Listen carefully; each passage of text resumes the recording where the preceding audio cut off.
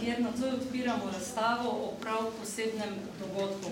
Gospod Ivan Bogovčič je namreč včeraj praznoval okrogli življenjski jubilej, kot ste najbrž razbrali že tudi iz vabila, katerega ne bom povedala.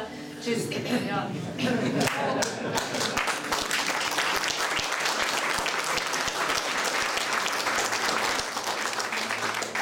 Res iskreno čestitamo, nazdravili bomo pa potem ob koncu uradnega dela. Mislim, da tudi z gospodovo kapljico, ne? Ja, rdeče vino je vse moje.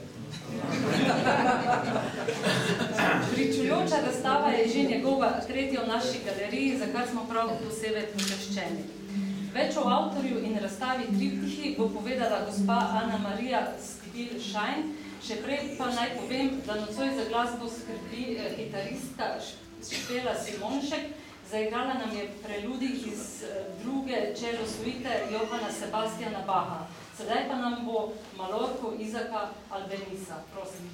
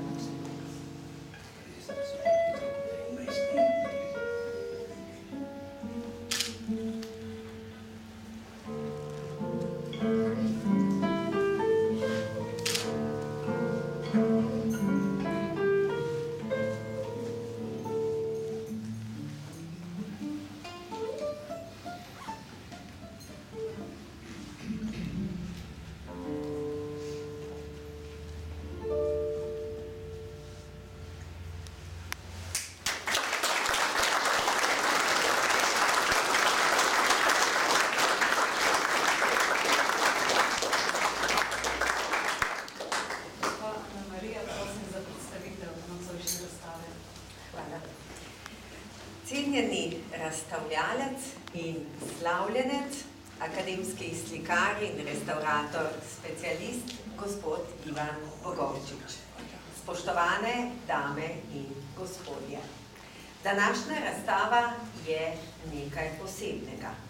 Predstavlja avtorjevo inventuro, tudi avanturo, nekoliko nova likovna iskanja, za razliko od tistih strogo uokvirjenih v restauratorske sfere. Skratka, inventura kot pregled neke svoje življenjske in ustvarjalne poti.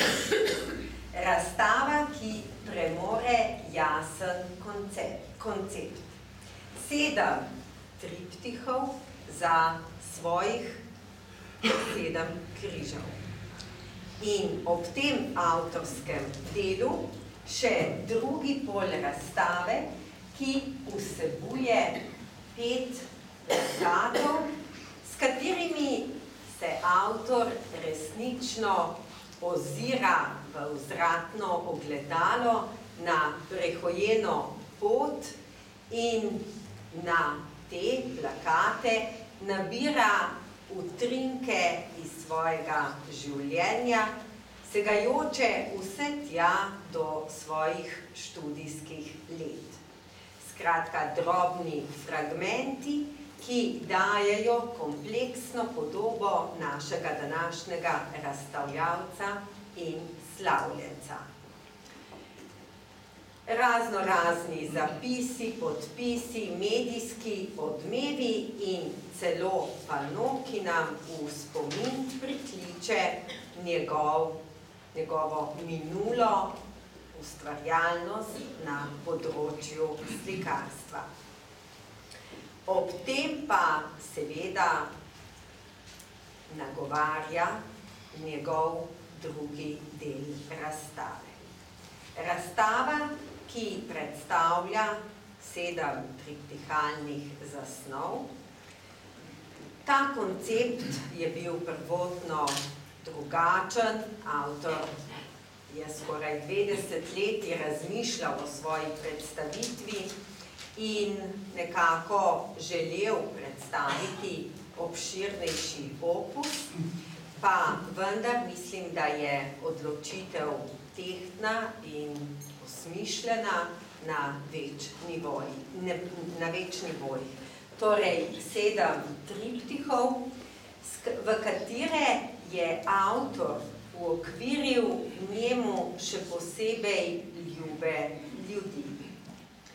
Osrednjo polje triptihalnih kompozicij je namreč namenjeno prav posebnim portretirancem, njegovim najdražjim ljudem, ki so mu v najtesnejšem sorodstvenem odnosu, kot tudi 2 portretirancema, ki sta še posebej zaznamovala njegovo poklicno pot.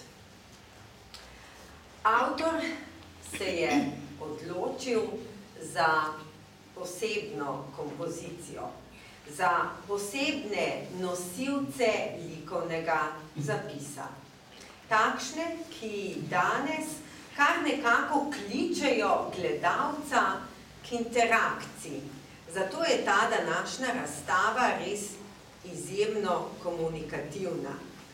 In kot pravi doktor Mukovič, je prav komunikativnost ena od temeljnih zahtev umetnosti.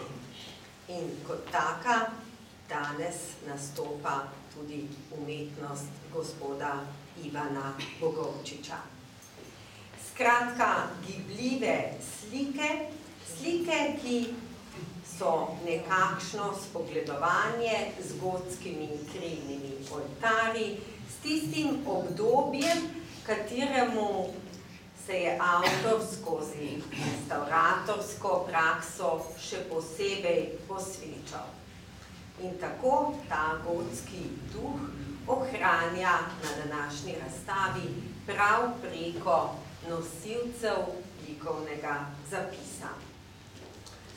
Ob tem se seveda potem srečuje še z enim področjem, ki ga je resnično paralelno negoval ob tem primarnem restauratorskem delovanju, to je torej portretistika.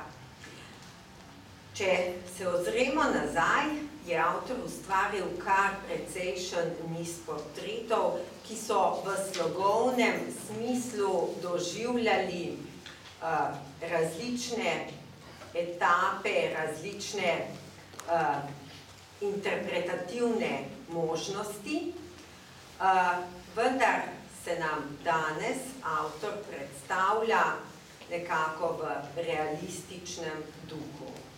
Pa vendar je tovrstna klasifikacija njegove portretistike neutemeljena, predvsem pa preskopa za opisovanje portretnih izbrancev, ki jih je avtor podobil na svojih krilnih kompozicijah. Kajti avtor na področju portretistike nikoli ni ostajal, ni želel ostajati v okvirih tako imenovanega idealiziranega portreta, nikoli ni prisegal na hladno fotografsko natančnost, ampak je vselej skozi to ekvivalentno upodobitev svojega portretnega izbranca želel prodreti tudi v samo figuro, razkriti njegov karakter, njegovo identiteto, skratka se poglobiti v notranje svojstvo posameznika. In to mu je uspelo tudi na današnji razstavi.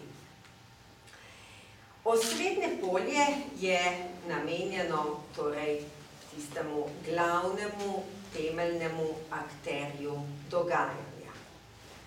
Na teh poljih najdejo svoje uprizoritveno mesto njegova soproga, njegova mama, oba njegova sinova, vnuk in potem še tista dva že omenjena človeka, ki sta posebej zaznamovala njegovo poklicno pot.